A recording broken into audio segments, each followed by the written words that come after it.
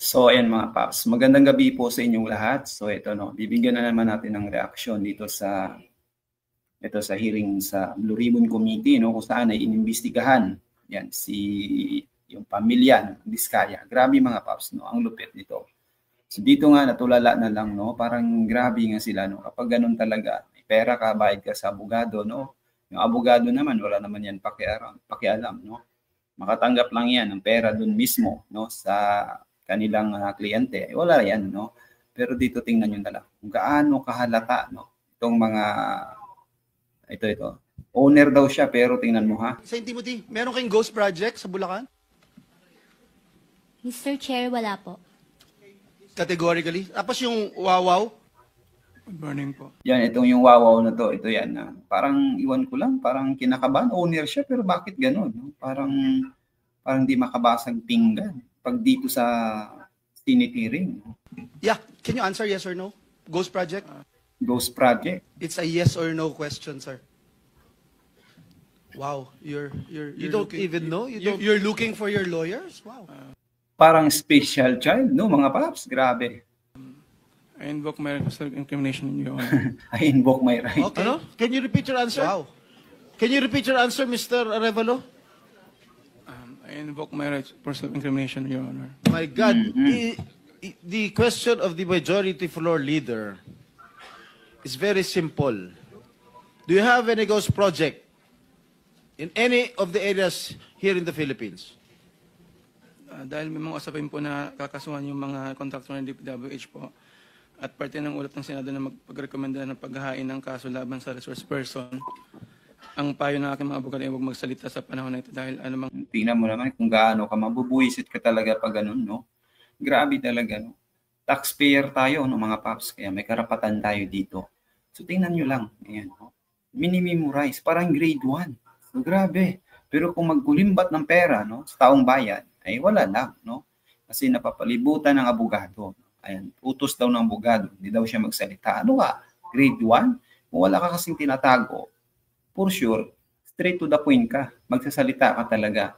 Pero kung may ghost project talaga na nangyayari, no? Dahil naubos na yung pera, inubos na binili na ng kung ano-ano, so yan ang nangyayari. Hindi mo masagot talaga.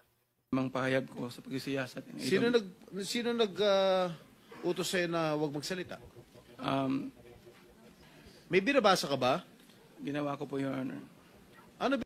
Ayan, no, kita mo kahit binabasa niya na yan, pero parang naiihi, takot ba? O ano ba yan, no? O drama lang talaga, di ba? Para hindi makaporma itong mga senador. Pero si Jinggoy, pag magsalita, wala kang magawa dyan, no? Binabasa mo? Pasensya po kasi kinakabahan po kasi po. Kinakabahan. It is only answerable by yes or no, Mr. Arevalo. Is there any ghost projects of Wawaw builders? Grabe. This is what I discovered, and the former secretary confirmed during the first hearing that there indeed are ghost projects. So ayan, biniverify pa rin. May listahan sila yan, no? Kung anong tapos at hindi tapos. Pero ayan, parang ano yan, parang kinder pa kapag sumagot, no? Dahil talaga yung no, mga paps, yung totoo talaga diyan. Nangulimbat talaga sila ng pera ng taong bayan.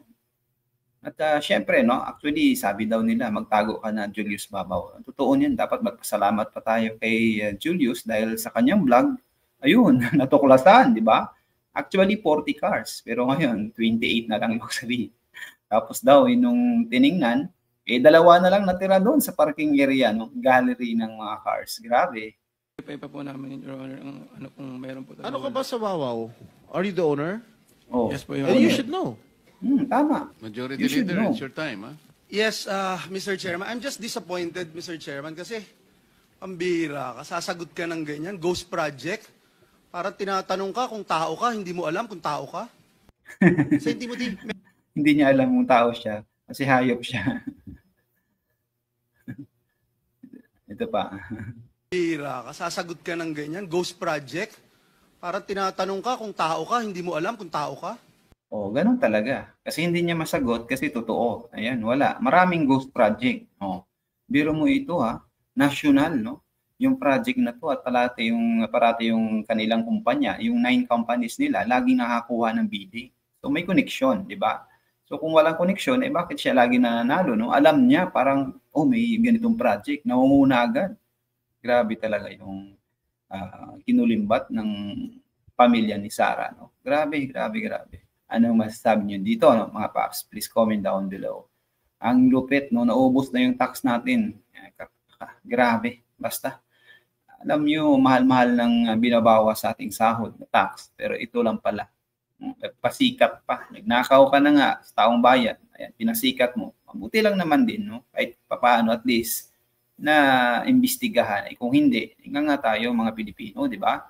Nga tayong mga taxpayer.